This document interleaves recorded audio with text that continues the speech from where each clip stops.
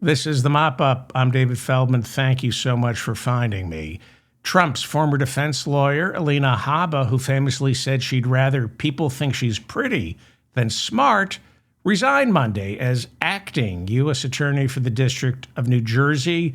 Now she'll go back to acting as an attorney. Alina Habba, in case you forgot, is the New Jersey strip mall lawyer who first caught Donald Trump's attention by walking around his Bedminster, New Jersey country club in a bikini. He said, boy, do I like the resume on that one. So he immediately hired her to serve as his defense attorney in both the E. Jean Carroll trial, where Trump was accused of sexually assaulting and defaming the plaintiff, and New York State Attorney General Letitia James' civil lawsuit charging Trump with defrauding lenders out of hundreds of millions of dollars. Alina Habba lost both cases for Trump. Pending appeal, Trump now owes E. Jean Carroll close to $100 million. Pending appeal, he owes the state of New York $500 million, although he's probably not going to have to pay that one. So, with that kind of track record, he had no choice but to appoint Alina Habba interim U.S. attorney for the state of New Jersey. I mean, who's more qualified? There are 93 U.S. attorneys around the country. All of them must be confirmed by the Senate. Now, by law, a president can appoint an acting U.S. attorney to serve while awaiting Senate confirmation. But if, after that 120-day deadline expires, that's how it works. You can serve as an acting attorney while waiting for confirmation, but then you can only do that for 120 days. After that deadline expires, the acting U.S. attorney, if they're not confirmed by the Senate, then a panel of federal judges serving in the same district as the acting U.S. attorney, they must vote on whether to renew the acting U.S. attorney's tenure. So in July, when Habba's 120 days were up, a panel of judges said, what? No. And they chose Desiree Grace, a career prosecutor, to serve as interim acting U.S. attorney pending confirmation from the Senate. So Trump could have still nominated Alina Habba, but she would have had to be confirmed by the Senate, while Desiree Grace, the woman on the right, would serve as interim acting U.S. attorney. And I was really hoping that's how it would go, because then Trump would put Alina Habba up before the Senate Judiciary Committee, and she would share with the world her views on, unitary executive theory, and of course the intricacies of racial versus partisan gerrymandering. Alas, it was not to be. No testimony on whether Section 2 of the Voting Rights Act has outlived its purpose. No testimony from Alina Habba on Humphrey's executor versus United States, and whether a president can fire commissioners sitting on government agencies like the FTC and the FCC. No, Trump decided to cheat the world out of a rigorous colloquy on whether the Constitution is inert or a living and breathing document. No confirmation hearings for Alina Habba. By the way, that's not fur. It's made of choice shavings from Sarah Huckabee's back hair. That's not fur she's wearing. So sadly, Trump deprived us of those hearings. Instead, as he always does, Trump went to court to challenge the court's ruling removing Alina Habba. And last week, the Third Circuit Court of Appeals said, no, of course not. Alina Habba cannot serve. Is she even a lawyer? That's what they said. The law, as I said earlier, specifically says if after 120 days there's no Senate confirmation, then a panel of judges decides, and on Alina Habba, they decided no, because Alina Habba, with all due respect, is an imbecile. Thanks to her lawyering, Trump owes E. Jean Carroll close to $100 million and the state of New York $500 million. Now, I know the state Supreme Court ruled the $500 million judgment against Trump was excessive. It's being appealed. But by the time she was done representing Donald Trump, Alina Habba put him on the hook for at least $600 million. $600 million. I don't know, maybe you don't hire an attorney based on how she fills a bikini? What do I know? So yeah, she's an imbecile, and you're not supposed to have an imbecile as U.S. Attorney for New Jersey. That was in the actual ruling from the judges. They said Alina Habba is an imbecile. Well, they didn't say that, but it was implied. Yeah, sadly, no confirmation hearings. That would have been fun to watch. But I do like the fact that Alina Habba took it upon herself to officially resign from a job she was legally forbidden from holding. She was fired by the courts, so you can't resign from a job that's not yours. By the way, that's Alina Habba showing up for the Kennedy Center Honors, hosted by Donald Trump Sunday. Kelsey Grammer was one of the presenters, and he tearfully announced that Donald Trump was one of the greatest presidents we have ever had. Now, here's the strange part. Kelsey is no longer doing cocaine or drinking. And he still said that. Well, you might remember, and this is why I'm bringing this up, because we have young people watching. Some of you might remember Kelsey Grammer once said he had a love affair with cocaine and alcohol, decades long. And I want that to be a lesson to you kids out there. Because Kelsey Grammer quit cocaine, he quit drinking. And the long-term damage, obviously, is irreversible. Look at Kelsey Grammer. Completely sober, hasn't touched a drop, snorted a rail, I don't know, in 10, 15 years. Doesn't matter, the damage was done. Don't do drugs or you'll end up like Kelsey Grammer in a permanent fog, standing before millions at the Kennedy Center calling Donald Trump one of the greatest presidents we've ever had. One of the greatest presidents we've ever had. Based on what? Based on separating children from their mothers? What has Donald Trump accomplished other than maybe killing 1 million Americans by crapping the bed on COVID? That's his greatest accomplishment. Well, you can watch this year's Kennedy Center Honors on CBS. It's later this month. It was pre-taped. This year's honorees are actor Sylvester Stallone. Sylvester Stallone. Yes, because Scott Baio said no. The rock band Kiss, who wears slightly less makeup than Kristi Noem. Yes, that is Department of Homeland Security Chief Kristi Noem showing up for a staff meeting early Monday morning. Yeah, Kiss got a Kennedy Center Award, and I feel bad that Ace Frehley died in October. I do. But at least he was spared this indignity. Sometimes being dead has its blessings. The other honorees included singers Gloria Gaynor, well, that's good, George Strait, and actor-singer Michael Crawford. That's odd. How did people with actual talent get in there? As you know, Donald Trump is getting a lot of grief for demolishing the East Wing of the White House. It's costing more than $100 million just to build a new ballroom, and he redid the Lincoln bedroom. I'm not making this up, this is the new Lincoln bathroom. Seriously. As you know, Meatloaf was a close friend of Donald Trump's, and we lost Mr. Loaf. We lost Mr. Loaf back in 2022. So after finishing the Lincoln bedroom and the Lincoln bathroom, Donald Trump redid the map room and turned it into the Meatloaf bedroom.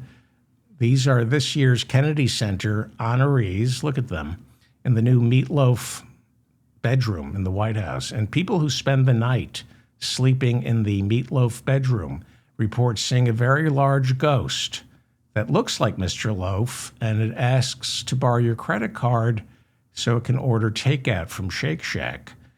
The point is, Alina Habba, the point I'm making is Alina Habba showed up for the Kennedy Center Honors the night before resigning as U.S. Attorney for the state of New Jersey. And you can't resign from a job that's not yours. The judges never approved her appointment. That would be like me resigning as lead singer for Metallica. I'm not the lead singer for Metallica, so I can't quit the band. Although you are looking at me playing in a Metallica tribute band, we do local church breakfasts and gender conceal parties. Habba will be transferred to the Justice Department in Washington, D.C. as a senior advisor to Attorney General Pam Bondi on federal, state, and local false eyelashes, blush, and bronzer, which I believe was Emil Bove's job before he left the Justice Department to serve as a judge in New Jersey. Well, this is Alina Habba, by the way, on No Makeup Mondays. That's a new tradition at the Trump White House, where women working for Donald Trump once a month have to show up to work on No Makeup Mondays with no makeup so they can learn to feel comfortable with their bodies, and so Donald Trump can call them pigs. You might remember last month a judge tossed out 2 indictments filed by the Virginia U.S. Attorney, one against James Comey, the other against Letitia James, because it was thrown out because the U.S. Attorney for the state of Virginia, Lindsey Halligan, a runner-up in the Miss Colorado beauty pageant, well, a judge said she was illegitimate, just like Alina Habba. This is true. Eric Siebert was the interim acting U.S. Attorney for the state of Virginia. Now, he had yet to be confirmed by the Senate, so after his 120 days were up, a panel of judges from his district in Virginia voted to give him an extension. But when he refused to prosecute Letitia James and James Comey, Trump fired and then replaced him with Lindsey Halligan, who immediately indicted Comey and James. Her charges were riddled with spelling and legal blunders, but she came in 3rd place in the Miss Colorado beauty pageant. So the judge tossed out these 2 indictments against Comey and Letitia James, ruling that Lindsey Halligan doesn't get to enjoy the 120-day extension granted her predecessor because the judges gave that extension to someone who has actually prosecuted cases before. So her indictments evaporated because first, after they were thrown out, there was the statute of limitations on the Comey case. He can't be tried again, although there's a 6-month grace period, perhaps, where they could file another indictment against him. But the Department of Justice tried again to get Letitia James indicted on mortgage fraud. You might remember New York State Attorney General Letitia James proved Donald Trump defrauded lenders by lying to them about his actual net worth in order to secure lower interest rates when he refinanced his properties. He cheated bankers and lenders out of hundreds of millions of dollars, so a judge ordered him to pay a $500 million fine. The New York State Supreme Court ruled that that fine was excessive, but Letitia James is appealing. They did uphold the judge's ruling that Trump misled bankers to get a much lower interest rate. It's complicated, but think about your credit card. If you're putting $100 on your credit card and you're considered a bad risk, Visa will charge you, 23%, sometimes 33% interest on your credit card. If you're a good risk, you get a lower interest rate, and the same applies to getting a mortgage or refinancing a mortgage. The wealthier you are, the more likely it is you can pay back the loan, so you're considered a good risk. And they charge you less for the money, lower interest rate. So Trump forged documents to make it appear like he was worth way more than he actually was, and he saved hundreds of millions of dollars on interest payments. It's fraud. For example, Trump told lenders that Mar-a-Lago was worth anywhere between $426 million and $739 million. So he borrowed against it. And the lenders, because they don't do due diligence, they think if he doesn't repay the loan, they can seize Mar-a-Lago. The only problem is Trump doesn't own Mar-a-Lago. It's a club, which means people buy memberships that cost hundreds of thousands of dollars. and that entitles them to a piece of the property. Also, Mar-a-Lago is an historical trust, meaning Trump enjoys amazing tax benefits when he purchased Mar-a-Lago and the upkeep of Mar-a-Lago, because he's forbidden from tearing Mar-a-Lago down. It's in a historical trust, which means nobody can subdivide Mar-a-Lago. So theoretically, Mar-a-Lago would be worth $500 million if Trump was allowed to subdivide it, but he can't, which is why the Palm Beach tax assessor repeatedly said Mar-a-Lago is worth about $20 million. But Trump, when filling out loan applications, claimed it was worth hundreds of $millions. And because these banks lending him money were probably laundering cash, dirty cash, for drug dealers and Russian oligarchs, especially if they were Deutsche Bank. We know Deutsche Bank launders money for drug dealers and Russian oligarchs, and Trump had a very healthy relationship with Deutsche Bank and Justice Kennedy's son, who worked for Deutsche Bank back then. They didn't ask any questions. They lent him money because they wanted to get that money through the system to clean it up. If you remember the trial, it wrapped up in January. This is the fraud, the bank fraud trial. It wrapped up in January of 2024. Letitia James, Attorney General for the state of New York, emasculated Donald Trump and proved he was a failure at real estate. And when he was ordered to put up a bond of $500 million after the judgment, he couldn't do it. He didn't have it, and no lender would give him a bond. In March of 2024, Trump was supposed to post a $454 million bond that would be held by the state of New York as Trump appealed the ruling. But his lawyers told an appellate judge that Trump doesn't have $454 million in cash. It would be impossible, they said, impossible was the word, to find any cash. And the lawyer added, nobody will lend him money to post bond. That was the dagger straight into Trump's testicles, because Trump's manhood is built on being a billionaire. He's not really, but he liked people to believe that. But here his lawyers were going on record telling a judge their client, the alleged billionaire, can't find $454 million to post a bond. Not only that, but no lender will give him the money. And what does that mean? It means that the Letitia James civil lawsuit was spot on, was correct. Donald Trump, the fact that he couldn't get anybody to lend him $454 million and that he didn't have $454 million, that proved he was defrauding lenders by inflating his net worth in order to secure loans at favorable interest rates. And when he tried to get a bond, by then the banks and lenders, they were onto him. They started doing due diligence. They knew the books were being cooked and that he could never pay them back. And they said, oh, well, he'll do what he always does, declare bankruptcy and pay us back pennies on the dollar. How many times has Donald Trump gone bankrupt? 5, 6 times? You know what it means when you go bankrupt? It means you don't have to pay back the money you borrowed. Okay?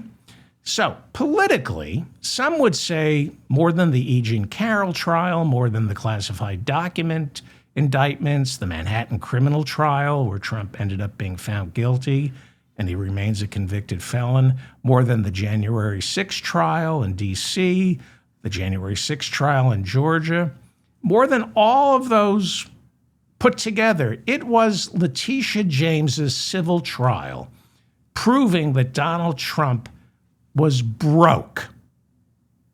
That was the worst thing to happen to Donald Trump. It didn't destroy him politically. He did win the election. But it destroyed him as a man, because that's all he has, the illusion of wealth. And we all know he doesn't have any. You know, he's making money as president, but it's all on paper.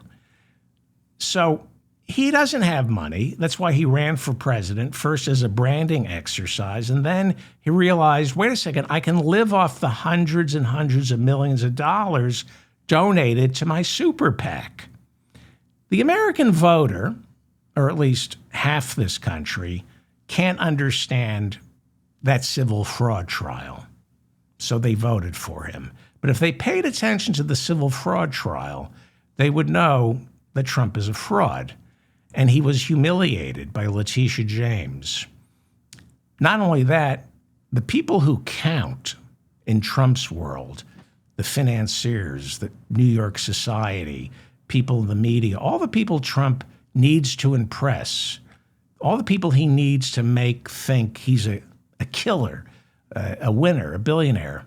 Well, thanks to Letitia James, he came to realize that all those people he cares about, well, they now know beyond any reasonable doubt he's a fraud, guilty of fraud.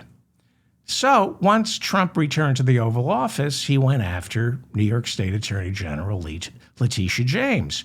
He despises her. She's everything he hates and fears, a black woman. Thanks to Letitia James, Trump is forbidden from running a charity in New York State or hosting a charitable event.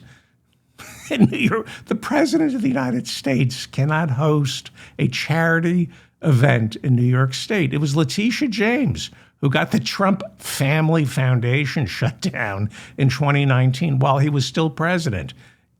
He was forced to pay restitution to all the charities he ripped off, and he promised to shut down the Trump Family Charitable Foundation and never host a charity again or set up a charitable foundation again in the state of New York.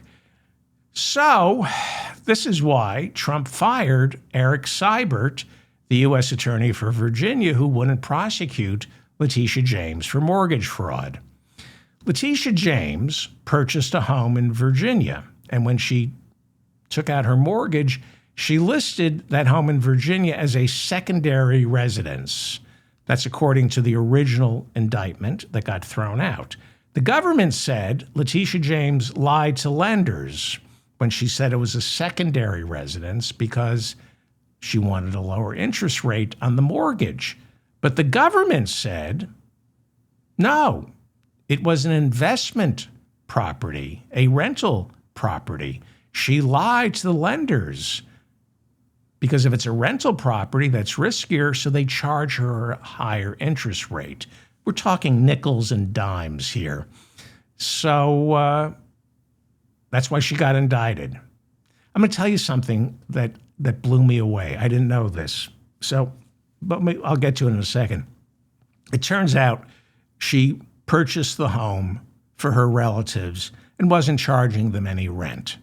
But that didn't matter. Trump wanted her to go through the torture of the American legal system. He wanted her to get a taste of what his life was like after he lost in 2020 and what his life will be like should he ever vacate the White House. So after her indictment, after Letitia James's indictment got thrown out because of Lindsey Halligan's illegitimacy, the Justice Department tried to get Letitia James indicted again for the same alleged crime. They used a different prosecutor, and on December 4th, a second grand jury in Norfolk, Virginia, said, no, we're not returning an indictment. So I'm going to tell you something that blew me away. Scott MacFarlane, this is amazing. Scott MacFarlane and Joe Walsh posted an update on the CBS News website, and they wrote something that blew me away. It was about the Norfolk, Virginia grand jury failing to re-indict Letitia James. Scott McFarlane and Joe Walsh over at CBS News pored over Justice Department figures from the year 2016. And they found that the U.S. Justice Department tried to indict 150,000 people in 2016. Of those 150,000 people they tried to indict, a grand jury failed to indict only 6. 6 out of 150,000 subjects of a federal investigation were not indicted by a grand jury. 6 out of 150,000. Now, I always knew the expression, a prosecutor could indict a ham sandwich. I knew that was based on the truth. But I never knew it was that easy to get an indictment from a grand jury. According to the federal rules of criminal procedure, the subject of an investigation doesn't have the right to testify before the grand jury to clear their name. And no defense attorney is ever allowed in the room. There is no judge before a grand jury hearing. It's just the prosecutor presenting evidence to the grand jury.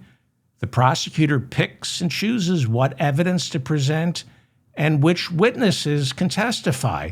If the subject of the investigation is permitted to testify before that grand jury, the subject cannot be cross-examined by their attorney, who is forbidden to be in the room. That is why, I didn't know the numbers here, but that is why in 2016, according to CBS News, the Justice Department tried to indict 150,000 people, and they failed only 6 times. Only 6 times a grand jury wouldn't indict. Well, ProPublica out with a new story that Donald Trump is guilty of the very, of course he is. Donald Trump is guilty of the very same mortgage fraud his Justice Department accused Letitia James of, and the same mortgage fraud he's trying to indict Congressman Adam Schiff and Eric Swalwell for. So I'm not talking about the big $500 million fraud. I'm talking about penny ante stuff. This is from ProPublica. According to their story in ProPublica entitled, Trump's Own Mortgages Match His Description of Mortgage Fraud, Records Reveal. It's published by ProPublica. It was written by Justin Elliott, Robert Fotorecki, and Alex Majerski. They write back in 1993 and 1994, Donald Trump, at the end of 1993, took out a mortgage, and then at the beginning of 1994, took out another mortgage, both from Merrill Lynch. He took out 2 mortgages on 2 Palm Beach, Florida homes within weeks of each other, claiming both as his primary residences. That's what he's trying to get Adam Schiff on, he's trying to get Eric Swalwell on, and he's trying to get Letitia James on. The best part of this story is one of the reporters from ProPublica was able to get Donald Trump on the phone. He was sitting in the Oval Office, and somehow a reporter from ProPublica got Trump to pick up the phone, and that reporter from ProPublica asked Trump, while Trump was in the Oval Office, are you aware that you signed 2 mortgages on 2 separate properties within weeks, claiming both as your primary residence? And you know what Trump told that reporter from ProPublica? Nothing. He hung up the phone, slammed the phone down. I guess his bone spurs were acting up. ProPublica, by the way, is a terrific news organization that does some of the best investigative journalism anywhere on the planet. Investigative journalism is very, very expensive. It takes time and lawyers and money. Now, I know most of you have no money. So let me offer up an idea. Our new mayor here in New York City says no contract, no coffee. He says until Starbucks signs a union contract as required by law, we should boycott Starbucks. That's not me. That's my new mayor, Zoran Mamdani. Well, he takes office on January 1st, and my mayor says boycott Starbucks. I listen to Zoran Mamdani. So if you boycott Starbucks, that saves you at least $4 a day on burnt, stale coffee whose beans might have been picked by a 13-year-old child in Guatemala working 40-hour weeks. Yeah, the beans from Starbucks those beans could have been picked by a 13-year-old child in Guatemala working 40-hour weeks. That's according to Channel 4 in the United Kingdom. Channel 4. They do good, great, fantastic investigative journalism. Ask Russell Brand. He's a big fan. Russell Brand turned me on to Channel 4. So you think Starbucks tried to sue Channel 4 for defamation? Well, they couldn't because Channel 4 got their story right. But investigative journalism like that, or the investigative journalism you see in ProPublica, is very expensive. So if you have a few bucks that you're not spending at Starbucks, throw those bucks at ProPublica. I will give you a list of other worthy publications that I rely on to do this show. And if you enjoy this program, then you should support ProPublica. Please, it's the holiday season. If you have some spare change sitting around, support ProPublica. Bill Pulte is Trump's director of the Federal Housing Finance Agency. His job is to keep an eye on the $8.5 trillion secondary mortgage market. Mortgages in the secondary market are traded, right? So you get a mortgage to buy a house, and then it goes into the secondary market where Wall Street bundles the mortgages and they trade. It's a casino with your mortgages. And they're put into securities, and then people place bets on those securities, and then to cover their bets, they buy collateralized debt obligations. This is what crashed the economy. It killed capitalism in 2008. They're doing it again. A lot of it is being done through private equity lending cash. So the government doesn't even know what these bets are. Well, it is Bill Pulte's job to find out, to make sure we don't have a repeat of the 2008 financial crisis, which was caused by bad loans. So what is Bill Pulte doing? He's going through the mortgages of Trump's enemies, finding the slightest discrepancy, and then making a criminal referral to the Justice Department. Yeah, I feel safe, don't you? New York State Attorney General Letitia James, Congressman Adam Schiff and Eric Swalwell, and Federal Reserve Governor Lisa Cook, all enemies of Donald Trump, and all have been the subject of Pulte's criminal referrals. It's nickel and dime stuff. And Pulte's own father got busted for the very same thing he's making criminal referrals on. His own father got busted in Michigan, claiming 2 primary residences. And while Pulte is doing this, he's failing to prove any crimes have been committed. That's why the second grand jury tossed out the Letitia James case, and the Justice Department, no matter how hard they try, can't indict Adam Schiff. Well, the GAO, that's the Government Accountability Office, is housed inside Congress. That means Trump can't touch it, although he tries. And the GAO has just launched an investigation into Bill Pulte to determine whether he's using his office to exact political revenge on Trump's enemies, which, I know it's hard to believe, it's against the law. And spoiler alert, he is. He's using his office to exact political revenge and not protect the mortgage market. The GAO is also looking into whether Bill Pulte is wasting taxpayer money by probing nickel and dime mortgages while he's congressionally mandated to monitor the secondary mortgage market to prevent another financial crisis.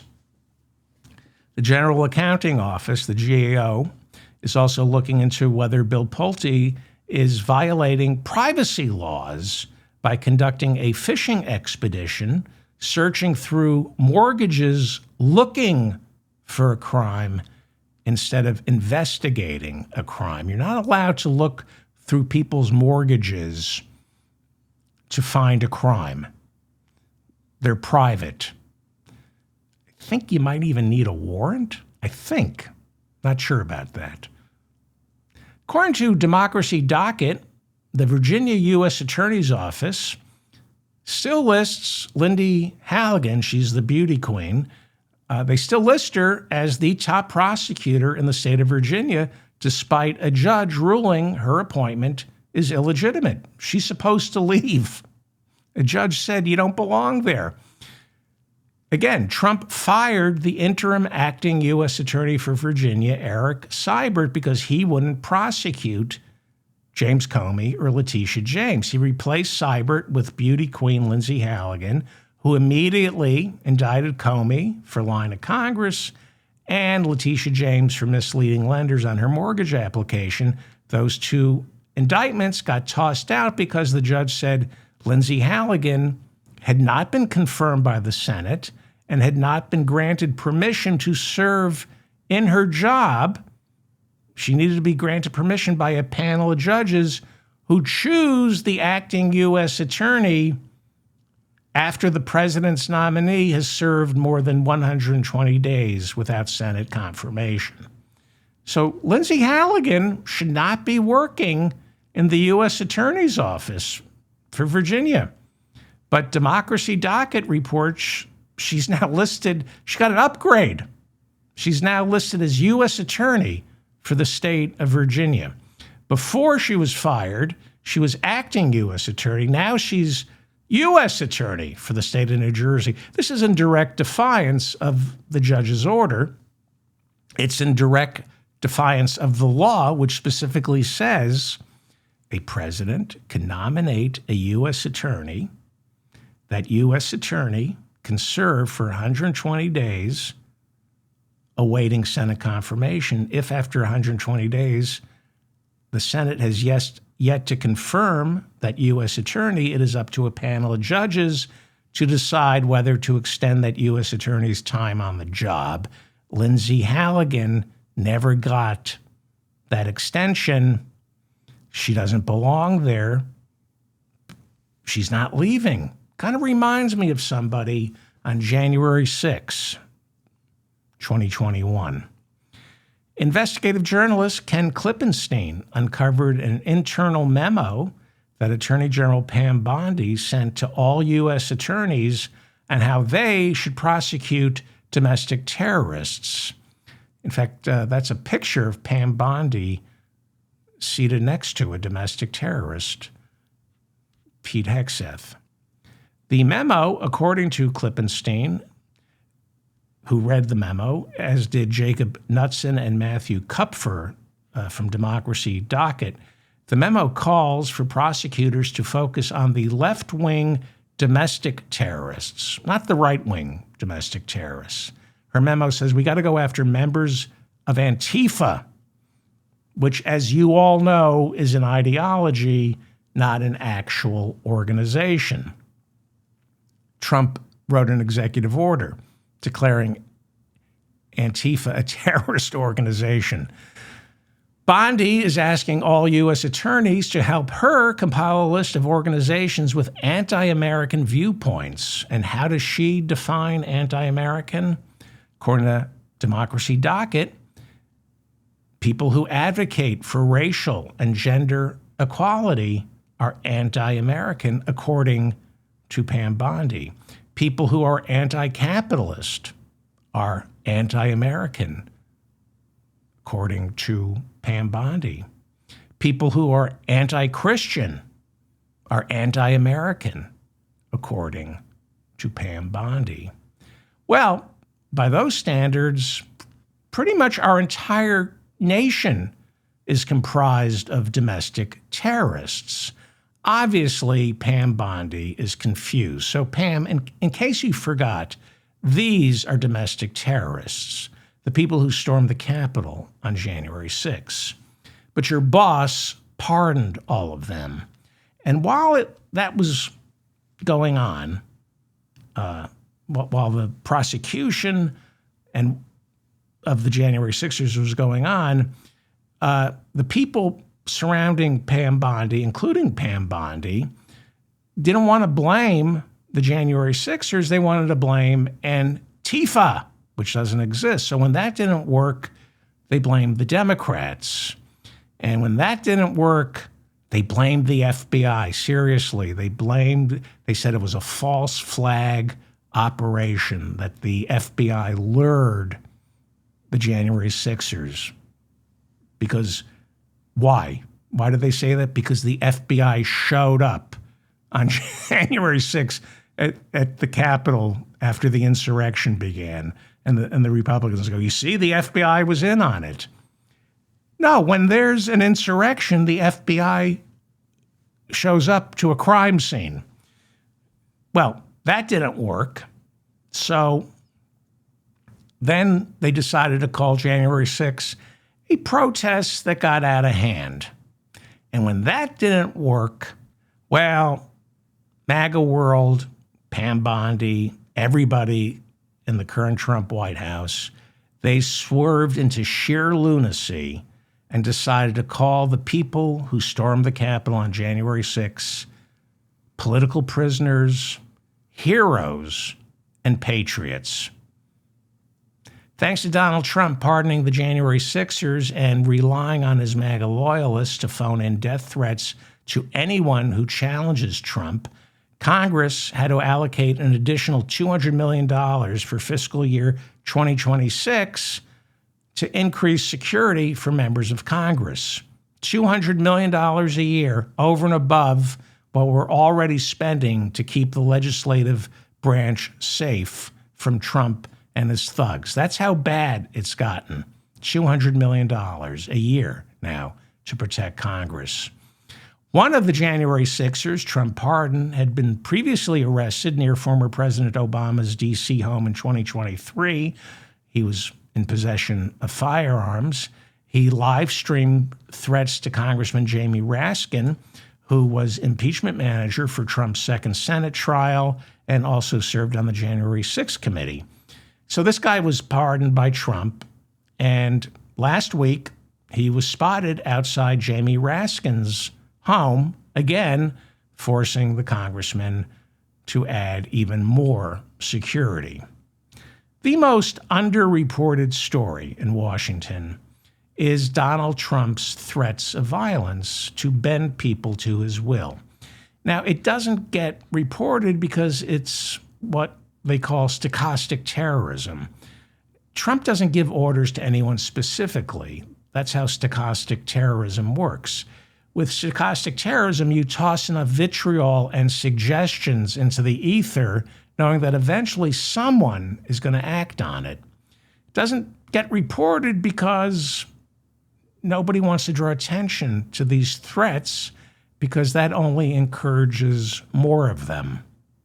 So the threats, they really are kind of kept secret and downplayed, while Congress quietly spends an additional $200 million a year on added security for themselves. Marjorie Taylor Greene appeared on 60 Minutes Sunday night telling Leslie Stahl that Republicans serving in Congress right now are terrified of Donald Trump. They are terrified of stepping out of line, not because they fear a primary challenge. Marjorie Taylor Greene said she used to get death threats from leftists. I don't think that's true. But she said when she turned on Trump and he then turned on her, the level of death threats became unbearable. This kind of suggests the real reason she's quitting Congress as of next month.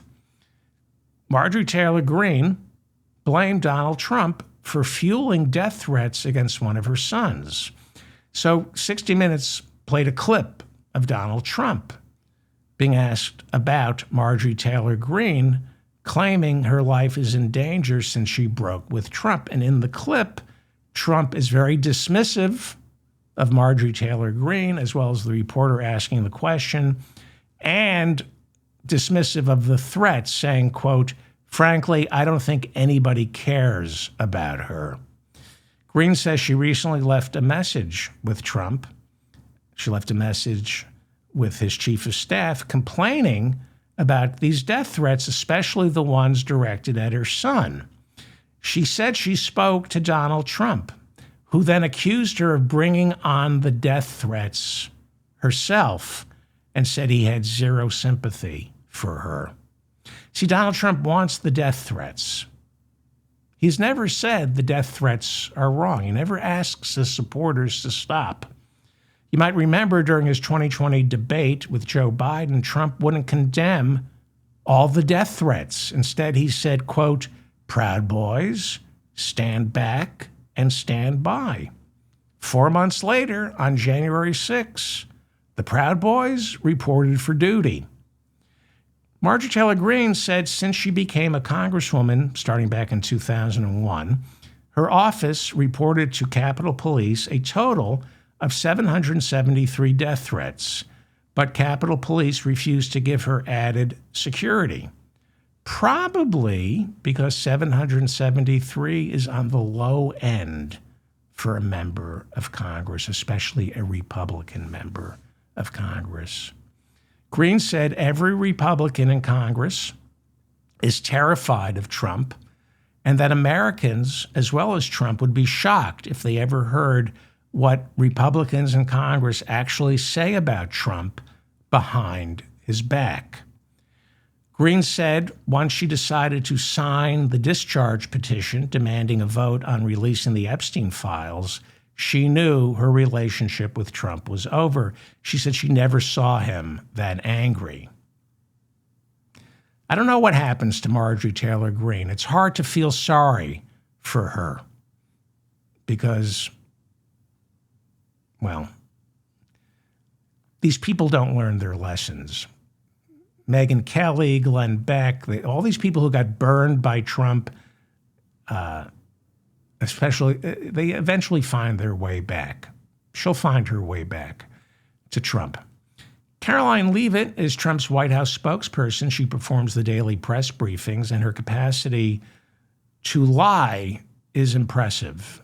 She turned 28 in August. Her husband is 60, but I don't judge. Last week, we reported that the 33-year-old mother of White House spokeswoman Karoline Leavitt's 11-year-old nephew was grabbed by ICE on November 12th on her way to pick her son up at school. After spending weeks in an ICE detention facility in Louisiana, Bruna Caroline Faria, a Brazilian national, was finally released on Monday. Now, Bruna this is the mother of Karoline Leavitt's nephew. She came to the United States as a child from Brazil. She's a dreamer. She was a beneficiary of President Obama's Deferred Action for Childhood Arrivals. Those protections expired, and so she began to work on getting permanent residence here. She had a child with Karoline Leavitt's brother, Michael, but they never married. And next thing you know, she is sitting in an ICE detention facility down in Louisiana, 1,500 miles away from her son, and she's facing deportation. So on Monday, like I said, she was finally released from the ICE detention facility, but now faces deportation. She's accused of overstaying her welcome by 26 years. So this story seemed weird. We all know this story seems weird. Karoline Leavitt refused to comment on it. And at first, we all thought, okay, she's embarrassed because suddenly Donald Trump's sadistic immigration policy is hitting close to home. And then I said on this show repeatedly, wait a second. The mother of Karoline Leavitt's 11-year-old nephew isn't married to Karoline Leavitt's brother. And I said, I guarantee you there's a custody issue here. I said, my gut tells me Karoline Leavitt used her power in the White House to get this woman deported.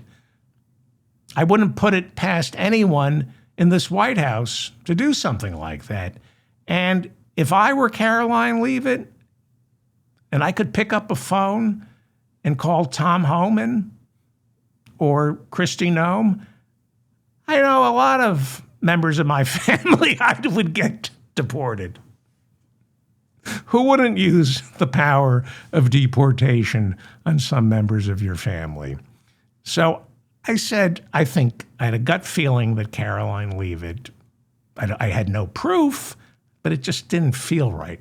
Over the weekend, WBUR Radio in New England reported that the brother of White House Press Secretary Karoline Leavitt had a very contentious custody battle with the mother of Karoline Leavitt's nephew.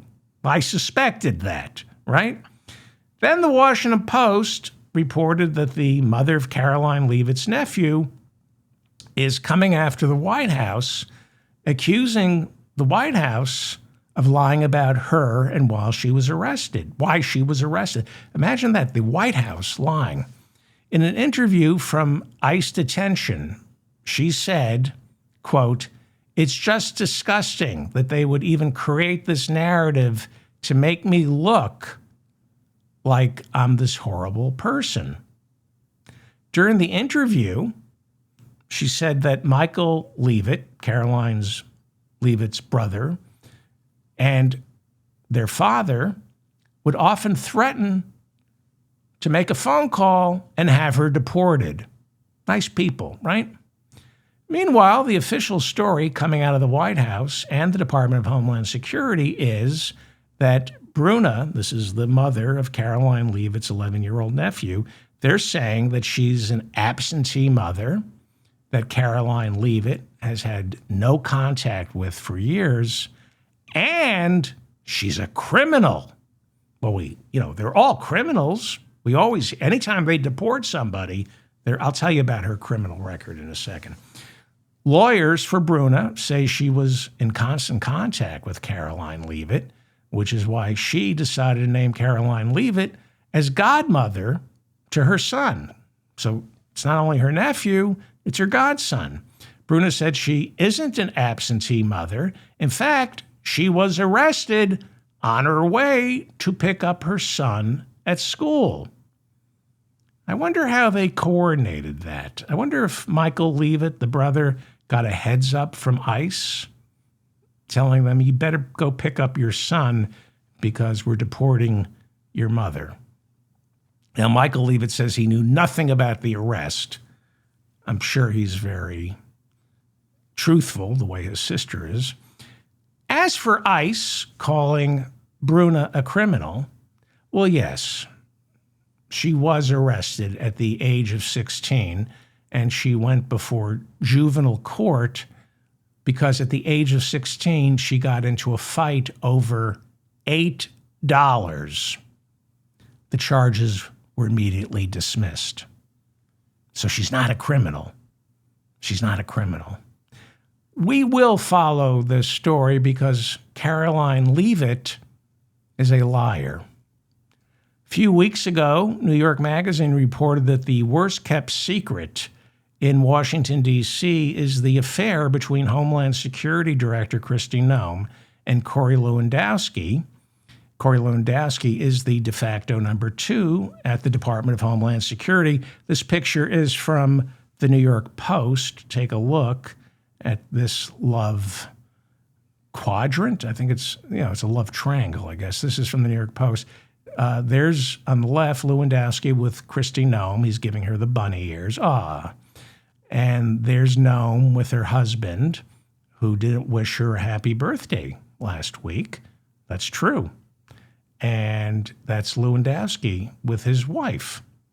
So a lot of people talking about this. A lot of people saying things. I've been over Lewandowski's resume countless times. He was Trump's first campaign manager back in 2015, but had to step aside after police charged him with assaulting a female reporter. I'm laughing because I'm looking at all these headlines coming up. You've seen these. These are Corey Lewandowski headlines that I've collected. Lewandowski cast out a Trump operation after allegations of unwanted sexual advances. Corey Lewandowski, Donald Trump's campaign manager, is charged with battery. Trump donor says Corey Lewandowski made unwanted sexual advances. Singer Joy Villa says she wants justice to be served in sexual assault allegation against Corey Lewandowski. That's Corey Lewandowski. And he worked on Noem's reelection campaign when she was governor of South Dakota, and they seem to have gotten close, despite Lewandowski rubbing a lot of people the wrong way, especially women. He rubs women the wrong way. But I think Kristi Noem, I think she's direct. Well, I'm going to be careful what I say. Lewandowski works right under Kristi Noem, and he's doing it, many believe, illegally. Now, Kristi Noem brought Corey Lewandowski in as a special government employee. That's what they're called, special government employees. That was the same status granted to Elon Musk when he came to Washington to start the Department of Government Efficiency, which, by the way, is no more. Musk promised to find $2 trillion in savings, only ended up saving a couple of $1 billion by destroying the lives of federal workers as well as children suffering from malnutrition overseas. A lot of dead kids because Elon Musk killed U.S. aid. So he was classified, Musk was classified as a special government employee, as is Corey Lewandowski, which means you get to serve for 130 days and then you got to go. Now, why do you become a special government employee? You do that so you don't have to go through the vetting process. All other government employees must go through a vetting process. If you're going to be full-time, you have to submit to a thorough background check. And most importantly, show us your financials. Corey Lewandowski is still a special government employee working way past 130 days. He hasn't shown us his financials. This is against the law.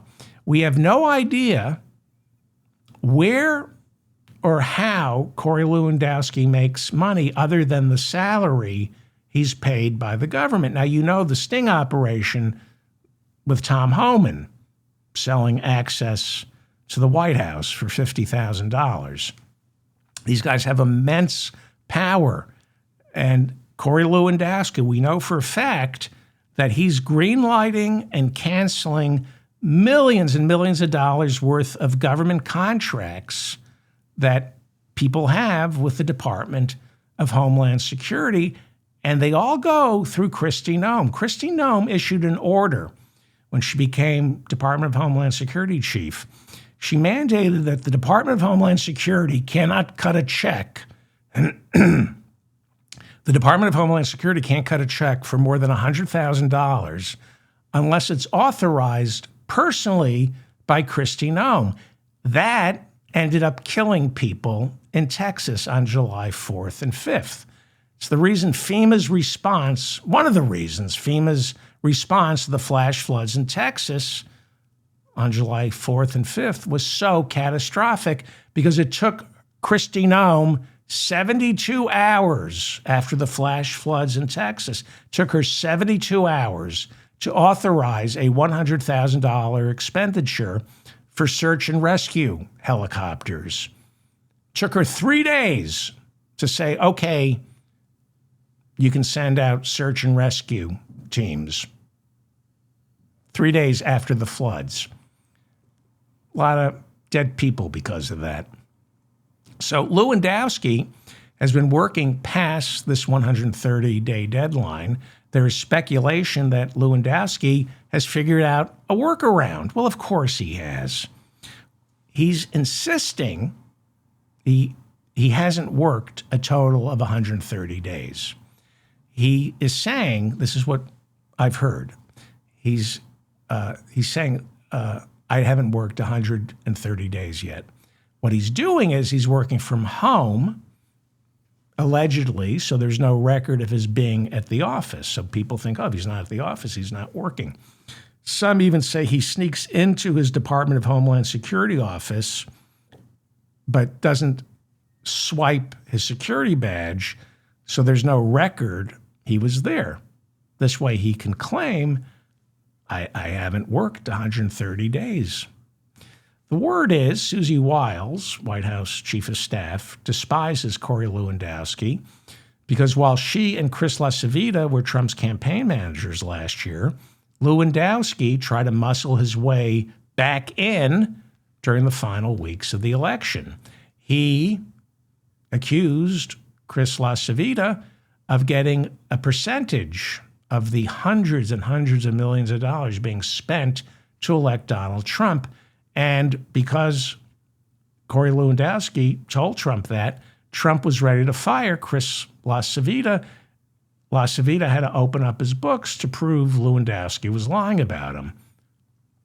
A lot of bad blood. At Mar-a-Lago on election night, Chris LaCivita walked up to Lewandowski and told him, pretty much, I'm coming for you, and then began screaming at the top of his lungs while jamming his finger into Lewandowski's chest, F you, at the top of his, it wasn't F, he said the actual word, F you, F you, F you, to Corey Lewandowski. A lot of pressure coming from people like Susie Wiles, White House Chief of Staff, to get rid of Corey Lewandowski.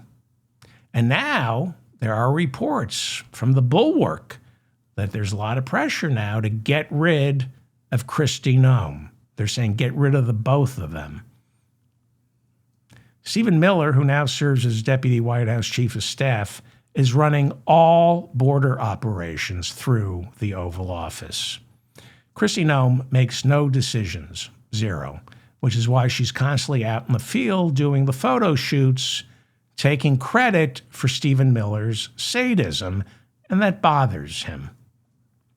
Miller is also furious that only 64,000 migrants are sitting in his for-profit ICE detention facilities. That's a record, by the way, and it's going to more than triple in 2 years. He wants to know why it's taking so long for ICE to staff up now that one big beautiful bill has passed and they have the funding to hire 10,000 more ICE agents. 10,000 more ICE agents. Well, they're having trouble filling these spots. And you might have noticed, if they lower hiring standards any further, actually, I don't think they can. I don't think you can find less qualified people than the monsters, the idiots, already working for ICE. Well, Miller needs a scapegoat. And word is he is blaming Noem. She's his scapegoat. Odd that the guy in charge of Trump's immigration policy would need scapegoats. The other word is, that's what we're hearing, is that while everyone feels they're working on border issues, Noem is flying around the country on her 2 private jets, trying to set the stage for a presidential run in 2028. Corey Lewandowski is a political operative. He has zero skills running a bureaucracy. So he seems to be using the Department of Homeland Security's resources, tens and tens of millions of dollars, to put Kristi Noem in the spotlight as a woman on the move, taking care of business. But the only business she is really taking care of is trying to look like she's taking care of business. For some reason, she and Lewandowski think she has what it takes to become the Republican nominee for president. Well, she's certainly stupid enough. That's true. Marco Rubio and J.D. Vance don't like her thinking she can become the Republican nominee. Trump doesn't like it either because he's also running for president in 2028. So the word is Kristi Noem will be gone soon. We hope her the worst. We do. We wish her the worst. The Independent reporting Kristi Noem celebrated her 54th birthday last week at Santo Tequila, a Mexican restaurant in her hometown of Waterton, South Dakota. The staff sang happy birthday in Spanish while she wore a pink sombrero. One Twitter user posted this, quote, "She is mocking the people she has deported." The good news is her handbag containing $4,000 wasn't stolen this time, like it was for her big family Easter dinner. Head of Homeland Security, surrounded by the top security agents, gets her Louis Vuitton, her bag stolen with $4,000 in cash. Let me ask you a question. If you were Kristi Noem, would you eat at a Mexican restaurant? Something tells me the chef back in the kitchen and the waitstaff all took turns adding their own lung butter to her guacamole. Nick Fuentes is a self-described Nazi. Spotify recently reinstated his account. Briefly, they were forced to take it back down because, oh yeah, he's a Nazi. And because he quickly became the number one podcast on Spotify. Bad for the brand when a Nazi is doing better than Joe Rogan. Fuentes in the past has mocked and denied the Holocaust, said it was 200,000 tops. He called for bringing back Jim Crow laws, complained that Chicago has too many N-words, but he said the actual N-word, said most women want to be raped. He's a huge proponent of the Great Replacement theory and believes America is only for white Christians. In other words, he's a Republican and obviously a huge Trump supporter. They dined together at Mar-a-Lago about 3 years ago. And afterwards, Trump said, "I have no idea who he is." Fuentes was a big proponent of the Stop the Steal lie. Over the years, he has grown critical of Trump due to Trump's pro-Israel stance.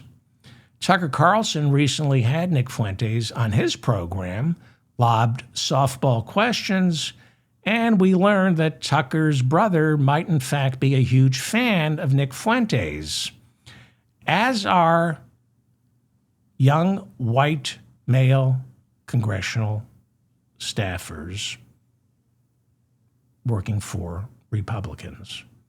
There are more young white male Republican congressional staffers who love Nick Fuentes than anyone is willing to admit.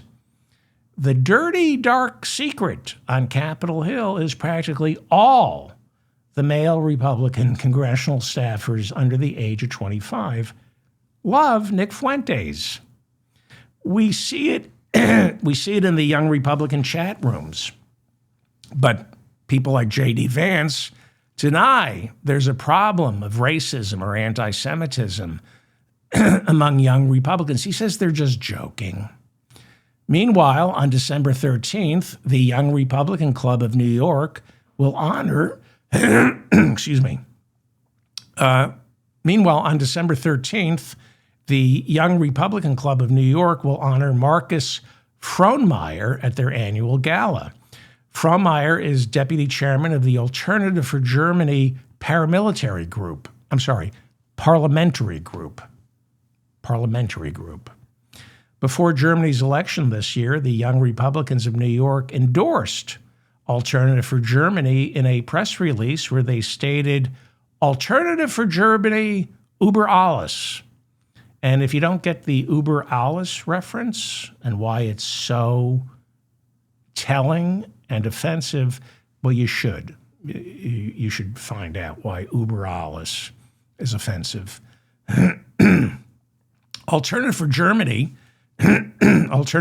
is now that nation's second most popular party. It's lousy with neo-Nazis. The party calls for the remigration of all Muslims. They say send all Muslims, citizens or non-citizens, back to where they came from.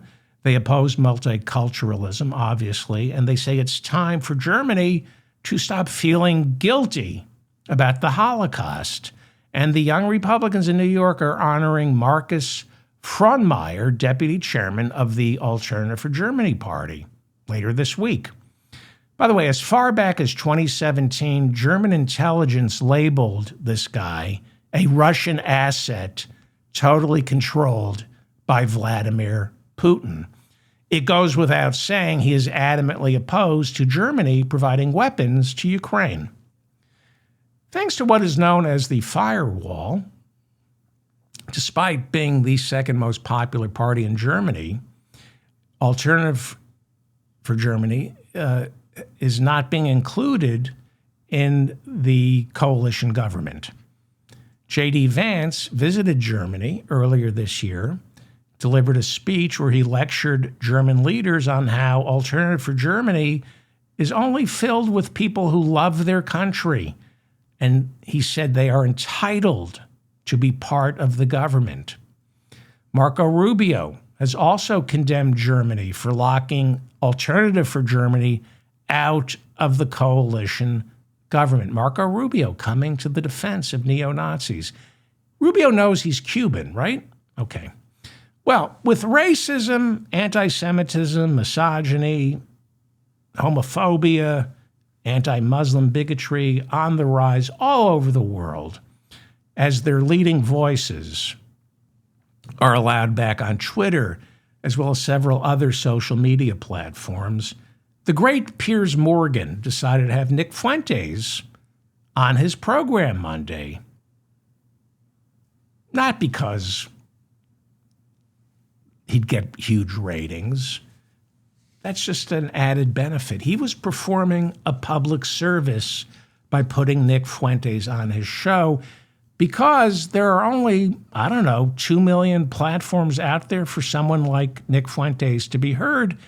And we need to hear what Nick Fuentes has to say because all speech, whether we agree with it or not, can be profitable, especially when it's offensive. Piers Morgan interviewed Nick Fuentes Monday. Piers Morgan promised it wouldn't be an ambush. No, Piers Morgan said he was going to have an honest conversation with a Nazi. It's the only kind of conversation you can have with a Nazi, an honest one. Piers Morgan promised, quote, a proper examination of Fuentes' beliefs. I think we already had that with the Nuremberg trials. Well, Piers Morgan did the interview and we learned so much. Fuentes, for example, says he's fine with being a racist. Wow, edifying. Then he said he doesn't want to live around black people. Wow. Thank you. Excellent use of your show, Piers. Fuentes then said he was tired of not being able to say that Adolf Hitler was effing cool. That's all you say. What do you mean you're tired of not being able to say that? But to his credit, Piers Morgan stood up to Nick Fuentes. Very brave. He went out on a limb and told Fuentes his views on Hitler were, quote, a crock of S word. I won't say the S word. That took courage. That was like Edward R. Murrow standing up to Joe McCarthy. And the conversation, if you saw it, it was just titillating and scintillating. It was like the Oxford Debating Society. Not since William F. Buckley took on James Baldwin have I heard such elevated discourse. Fuentes then said he found women annoying, difficult to be around, and admitted to being a virgin. He says he's a virgin, which is kind of a surprise. It's so rare for someone to hate blacks, Jews, Muslims, the LGBTQ community, and women, and also be sexually dysfunctional. I mean, the two are never connected, because we all know the Republican Party is filled with healthy men who have what they would call a healthy sexual appetite. That's why last year's Republican convention in Milwaukee was called the Grindr Super Bowl. It was the Grindr Super Bowl. That was what they called it after the gay dating app Grindr crashed from all the Republican tourists in Wisconsin suddenly trying to hook up. Some say the app enjoys a 66% spike in whatever city Republicans are holding their convention. Grindr's CEO, George Ariso, during an interview in July with Unheard, confirmed there was a significant spike in usage in and around the Milwaukee area during last year's Republican convention, but he denied the servers crashed. Well, someone's in denial. Speaking of denial, it's been reported, however not verified, it's been reported that Ariso, the CEO of Grindr, the gay dating app, has donated to Lindsey Graham's campaign. That's been reported, but I have not been able to confirm this. Nick Fuentes, who admits to being a virgin, denied rumors that he's gay. But then he let slip, quote, having sex with women is gay. That's what he said. Having sex with women is gay. So by all means, let's platform the homophobe who says sex with women is gay. Obviously, Piers Morgan shouldn't be giving this guy airtime. He should be giving him medication. I'm David Feldman, reminding you to stay strong and protect the weak. Thank you so much for listening. Please hit the like button. Please share this with your friends. Thanks to Bob and Mila in the chat room. Leave a comment. I read all your comments. Subscribe to this channel. Hit the notification bell so you know when the new show has been posted. And subscribe to my newsletter. Thank you so much for listening.